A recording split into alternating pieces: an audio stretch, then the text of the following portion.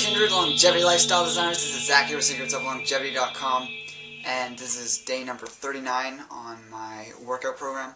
It's a few days past last Wednesday. I said I was going to do videos every Wednesday, but I'm already falling out of the habit, just like I did with the Q&A on Sundays, which now I do whenever they're convenient and there's enough questions built up. But yeah, I'm going to stick to doing these weekly.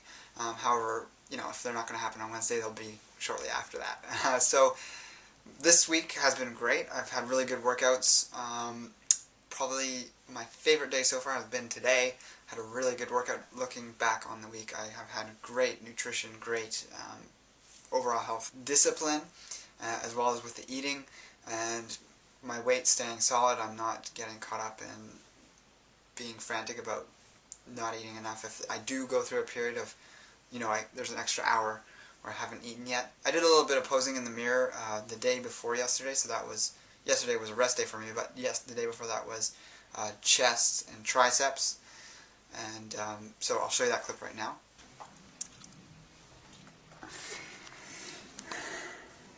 I think I'm starting to look pretty good.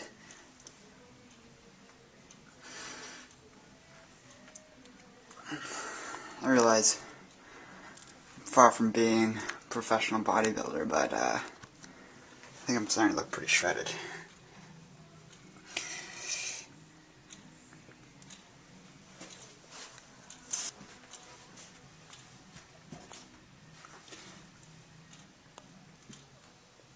So I'm quite thrilled with the way my body's progressing, and I feel like I've already surpassed sort of the level of musculature that I had maybe a year ago, where I was working out very regularly and with for a long enough period of time every day that I was seeing significant musculature in my body, although I wasn't gaining weight per se. I was just getting very low body fat and shredded.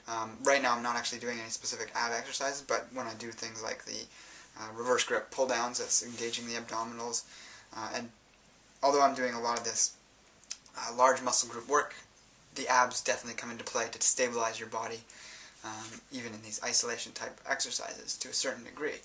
And later on in my program, I know that abdominal exercises do come back in once there's sort of been this foundational training that's been done for a significant amount of time. Another thing that I think has been very crucial, and I haven't emphasized much, is this one thing I've been taking, which is the elk antler velvet. And I've been taking it in the morning, and just being familiar with the release of the body's own androgenic compounds through the different phases of the day. We know that right after exercise, your body's filled with these androgens like testosterone, human growth hormone, IGF-1, and other anabolic pro-hormones that are released and made by your own body to help build muscle mass, keep the tissue strong, build bone density, and also do all the repair work on the damaged tissue. So with a product like elk antler velvet, that's adding more IGF-1 in on top of what your body's making. And despite a lot of the fear out there about taking hormones from animal products, these have a broad spectrum of different compounds that don't have the same effect as synthetic isolated nutrients that in some cases have shown to be have a negative impact on one's health. However, something like elk antler velvet or deer antler velvet has been used for centuries upon centuries, millennia really. In China, it's been used for over 3,000 years. Been a crucial part of Chinese medicine. It's part of Indian, like Native American medicine rather, not so much Ayurvedic, but the areas in the world where there are a lot of cervid animals like the deer, elk, and other ones as well. The antlers have always been known to be a very potent medicine because it grows so rapidly in such a short period of time, and the deer, because they can't carry such a large mass on their head through the winter, because it'll take up too many calories for them, they won't be able to graze enough food to make it worthwhile to keep such a heavy weight on their head. They actually drop their antlers in the fall, as it's well known, and then they grow new ones in the spring. But what triggers the growth of those new ones is IGF-1, which is made in the body from human growth hormone. This really gives a really big impact to the body to pick up the level of growth of the musculature, of the bones, of basically any part in the body, including the organs, and repairing damaged tissue. And so in the living antler, when these are actually quite sustainably harvested off of elk in the US, so unlike deer antler, which is often taken in New Zealand where there's a lot of sort of strict codes around the way they harvest them. The deer actually have to be injected with a painkiller. I guess it's around the head when they remove the antlers. Even though it's not painful at all for the animal to have the antlers removed, these fall off naturally, almost like fingernails, although they do have more blood flow through them than fingernails do because they have such a rich supply of these hormones.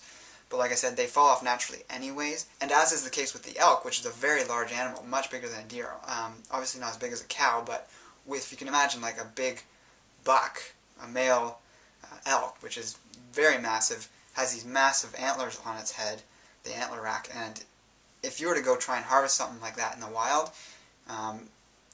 buck is going to be so aggressive that you're really endangering your life. However, in this farm situation where they're basically openly grazing within a parameter of the farmer's land, but it's very much land that's in its wild state with trees, etc., and they take it right in the field, the farmer walks up to it and removes the antler. And obviously the farmer has this relationship with the animal that it's not going to be hurting it. However, if it was doing something to the animal that would be painful, it would react quite strongly. But the farmer's been safe. He removes the antlers, which leaves the animal perfectly healthy. And then they bring them back, process them in a way. But they're also processed right away, so in a way as a living product.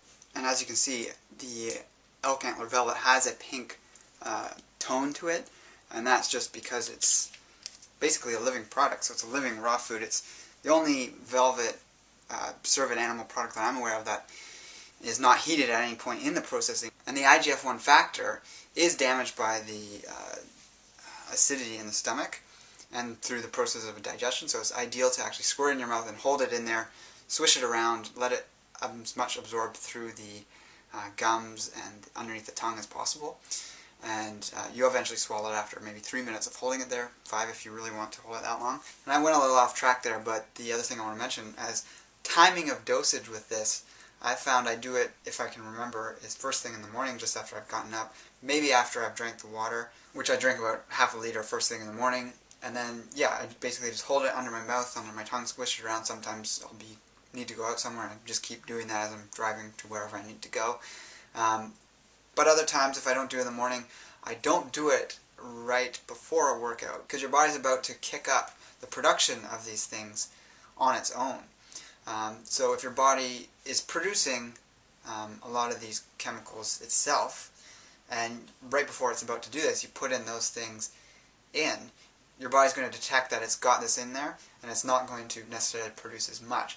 So if you do it after the production of a large amount of testosterone, if you're taking pine pollen, for instance, or IGF-1 if you're taking elk velvet antler or colostrum, which also has IGF-1 in it, then you want to dose it right after your body's already produced a large amount of it. So that can be after a workout, say 30 minutes after a workout, maybe even after you've had your first meal after your workout, and that's sufficiently gone down. You'll do the shot of this in the mouth and hold it there.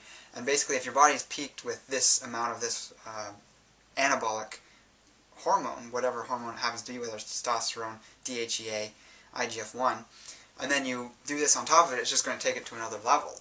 Whereas if you do it and then you're doing whatever activity causes this, it's not necessarily going to go as high.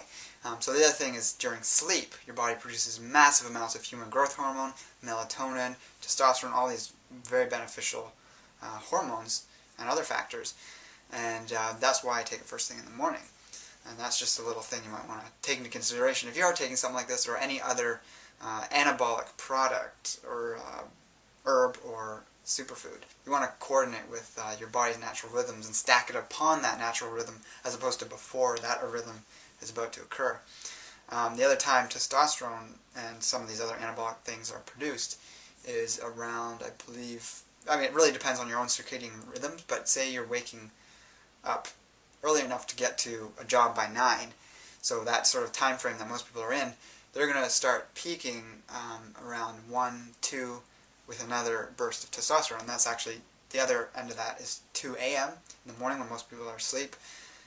Those hormones are being produced. So at around 2 and 2, you're getting large spikes of these hormones. So that's just something to keep in mind with elk antler velvet or deer antler if you're taking a different type of product. And of course, Survival also has the silver, which is half the strength and roughly half the price as well. And right now, Survival actually has a sale on, which you should definitely check out. There's a coupon code option available once you're going through the checkout. And if you enter YULE, which is Y-U-L-E, you can get a 15% discount.